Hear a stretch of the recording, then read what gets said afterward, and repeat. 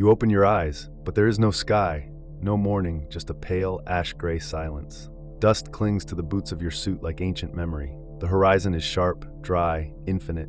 No wind, no trees, just a sun too white and shadows too black. You're standing on the moon, and you're not alone. Behind you, domes rise like glass lungs breathing in vacuum. A slow pulse of light flickers through a tunnel. Somewhere far below, a girl in a silver-blue uniform is watching Earth rise through a reinforced window. She doesn't blink. To her, this is home. What if this silence wasn't a stopover? What if it was the beginning of a new chapter for humanity? Not in a movie, not in a mission log, but in brick and soil and rhythm and sleep. A city. A real one. On the moon. The idea isn't science fiction anymore. NASA's Artemis program plans a sustainable lunar presence by the end of the decade. China aims for permanent lunar infrastructure by 2035. Private companies like SpaceX and Blue Origin are racing towards something that, just a generation ago, seemed like myth. Not exploration, settlement. And yet, beneath all the noise of ambition and engineering lies a deeper question. Why? Why build anything here in this sterile ocean of gray? The moon has no air, no magnetic field. Temperatures swing from boiling to freezing in hours. Solar radiation rains down without mercy. Micrometeorites strike like bullets. And yet, we keep turning our gaze upward, dreaming of cities in the dust. Perhaps because we sense something primal in this barren place, a kind of clean slate, an invitation not just to survive but to begin again, on our terms. Technically, the moon is close, just 384,000 kilometers away, 3 days by rocket. It's tidally locked, always showing the same face to Earth, a constant presence in our sky. But proximity is not what makes it compelling. It's the fact that the moon is utterly lifeless and therefore entirely malleable. No ecosystems to disrupt, no gravity well to escape, no biological baggage. It's not a second Earth, it's a blank canvas. Still, the silence here is deceptive. It's not peace, it's emptiness. Every breath would be a defiance of nature, every structure a rebellion against entropy. But that's the point, isn't it? Civilizations are built not where it's easy, but where it's meaningful. Imagine a city that doesn't sleep because its sky never changes. Imagine growing food in tunnels beneath stone. Imagine learning to dance in 1/6 gravity, to fall in love under a sun that never sets. A city on the moon wouldn't just be a technological feat. It would be a mirror, reflecting what we truly are when the Earth is behind us and the future is in front. So what would it take to build it? Who would choose to live there, and what would happen to us once we do?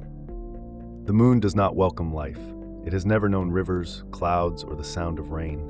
Its surface is a vacuum, scattered with the scars of countless collisions.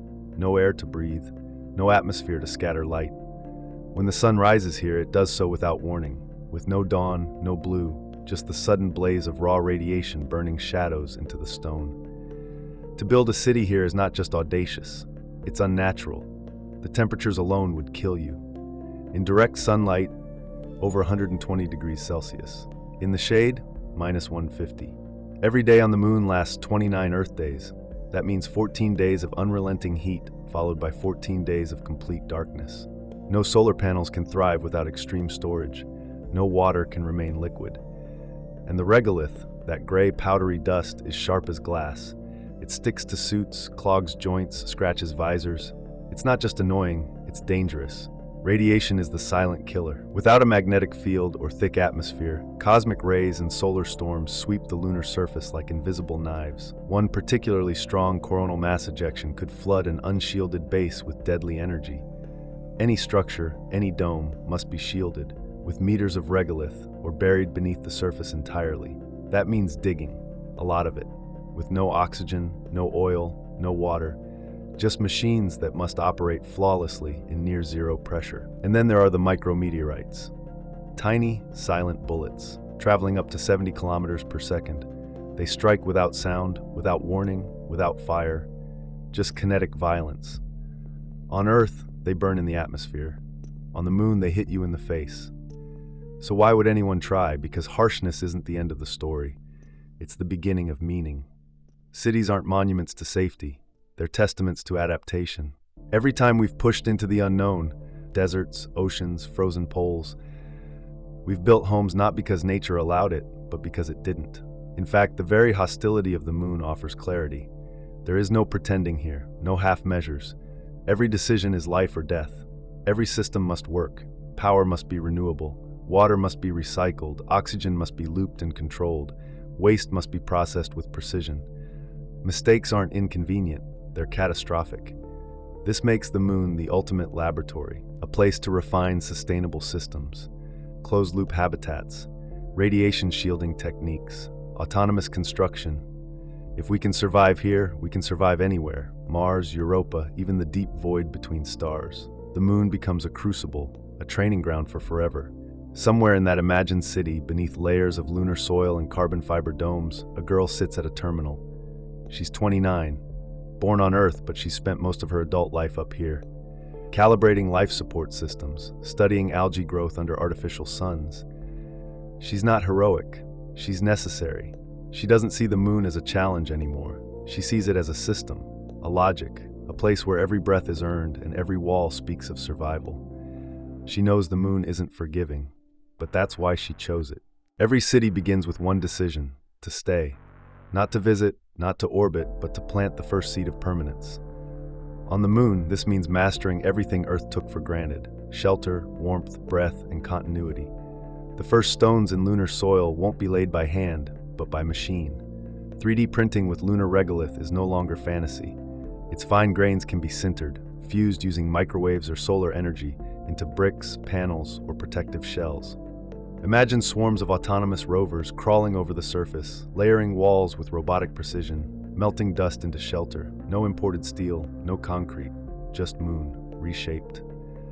Inside those shells, closed-loop life support systems built like ecosystems. Oxygen scrubbed from CO2 by algae, water recycled through advanced filtration, crops grown hydroponically under LED arrays tuned to mimic Earth's sun. Every drop reused, every molecule accounted for, because nothing comes easy here, and nothing is wasted. Power? Solar, yes, but not just panels. Think of tall, thin solar towers rotating to chase the sun, storing energy in massive salt-based thermal batteries for the 14-day lunar night. Think of nuclear microreactors buried deep, humming quietly with steady output, immune to shadow and time. The architecture won't look like Earth. No spires, no windows. These cities will be compact, modular, efficient, like organisms, shaped by function, not aesthetics. Corridors will be narrow to preserve heat, walls lined with radiation shielding and sensors, ceilings low, spaces multifunctional. A lab is a kitchen, a gym is a greenhouse. You don't decorate here, you engineer atmosphere itself. But even here, beauty finds a way.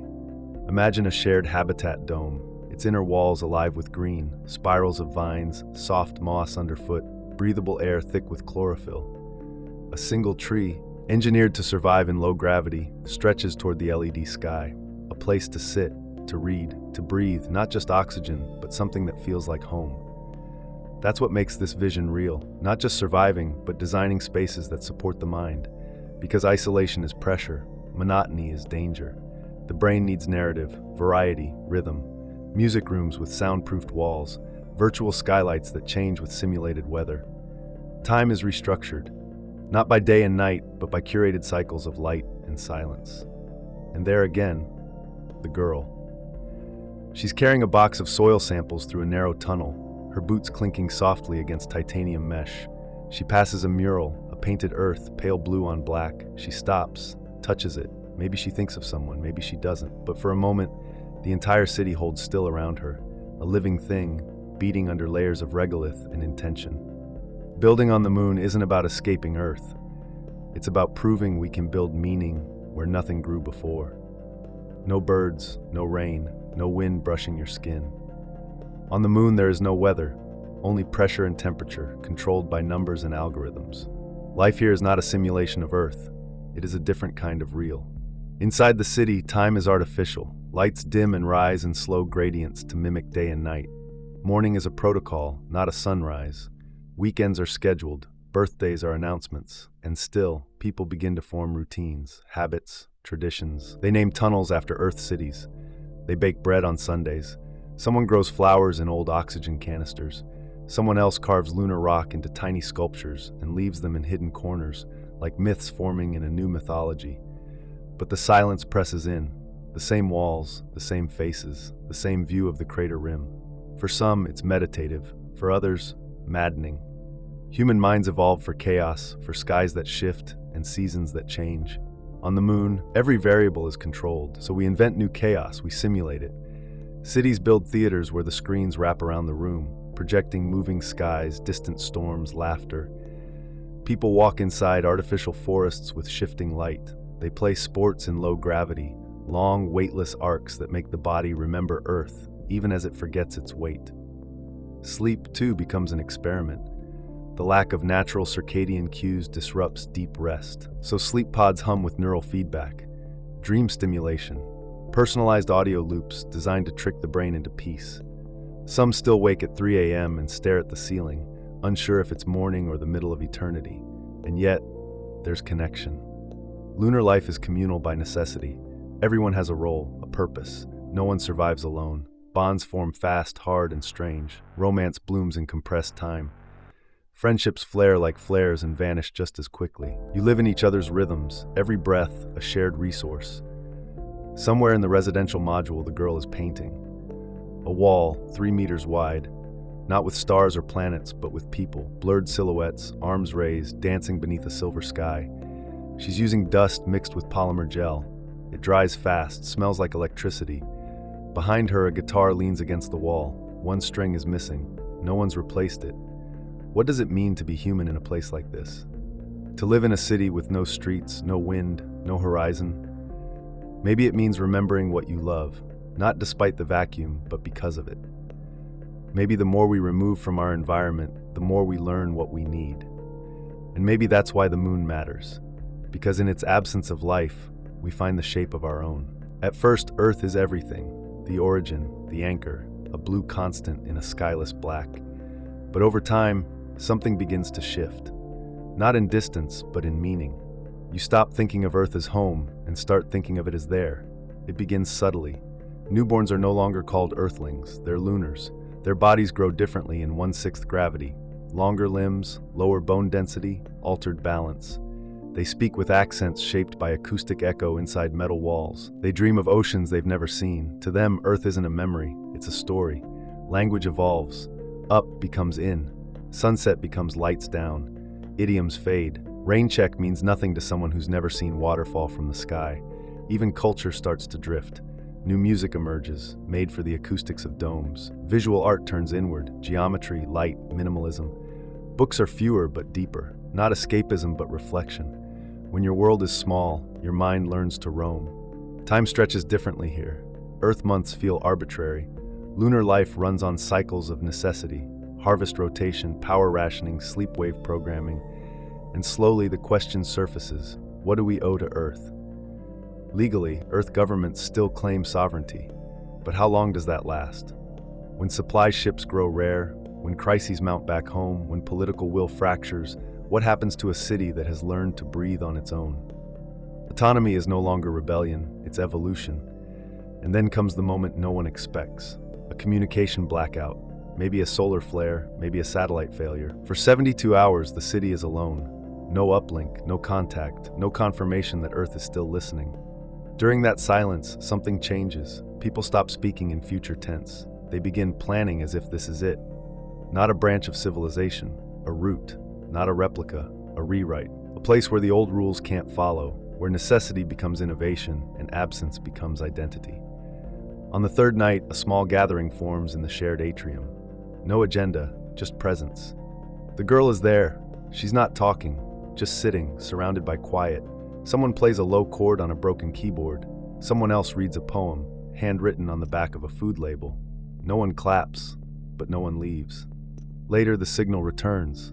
Earth is still there, but the silence stays. Not in the wires, in the people, because something ended and something else began, and once you've felt that, you never go back. From above, the moon still looks empty, cold, dead. A sphere of stone, circling a fragile blue world. But hidden in one of its shadows, beneath a ridge, along a rim, deep in the dust, there is movement, a breath, a rhythm, a city.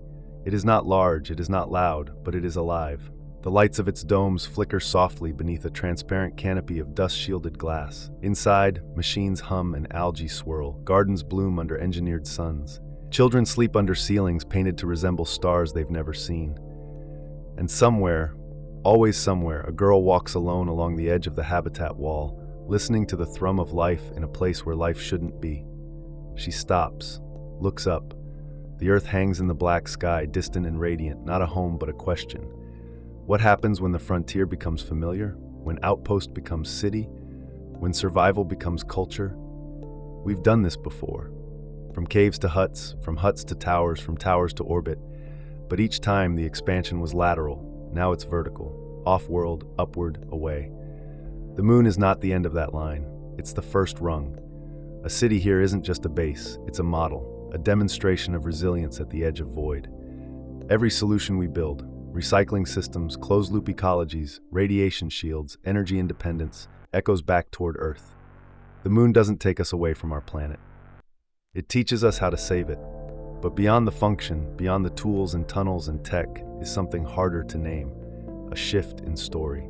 Humanity, for the first time, has more than one sky, more than one soil, more than one heartbeat. When the next generation draws maps, the moon will not be a distant orb. It will be a neighborhood. And beyond it, Mars, Europa, free-floating stations, slow ships in solar orbits, light years of silence waiting to be filled. And maybe that's the point. Maybe cities are our way of pushing back against entropy, little declarations of pattern in a universe that trends toward chaos.